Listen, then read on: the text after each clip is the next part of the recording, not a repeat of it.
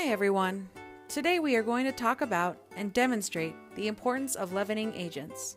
Leaveners are substances, like baking powder and baking soda, that help breads and baked goods rise.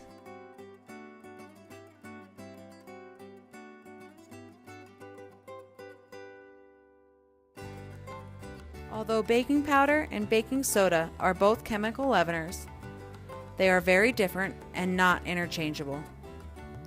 A recipe will sometimes call for both in order to create enough leavening power for the volume of the batter without adding more acidic ingredients. If you must substitute baking powder for baking soda, you will need approximately 4 times more than what the recipe calls for.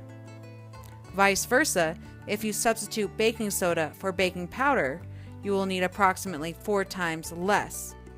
In today's recipe, we will be using both baking powder and baking soda, as well as making a batch of cookies with no leavening agents so you can see the difference. Baking soda, which is also called sodium bicarbonate, is a single-acting chemical leavener that is also a base. In order for it to react, an acidic ingredient must be added to it. This allows for the release of carbon dioxide. Some common acidic ingredients include molasses, buttermilk, yogurt, and honey. The reaction occurs immediately after contact with one of these acidic ingredients.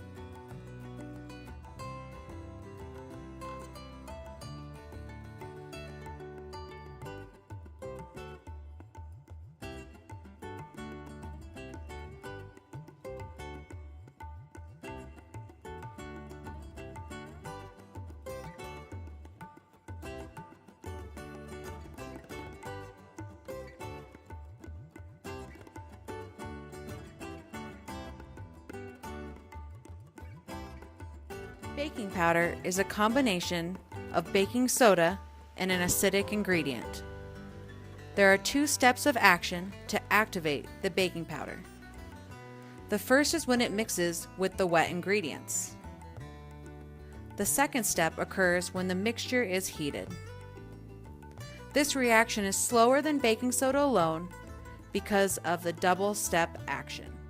As you can see from this batch of cookies with the baking powder, they are very soft, crinkly, and taste great. In this batch of cookies, we added the baking soda, but did not add an acidic ingredient. You can see that the cookies are much darker with only the baking soda, had a strange metallic taste, and were still fairly soft. The batch of cookies with no leavener did not rise during the baking process. This is because there was no production of carbon dioxide.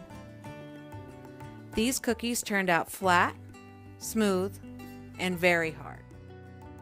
We hope that this information will help you as you tackle baking cookies, cakes, quick breads, and any other delicious eats. Thanks for joining us today. Enjoy.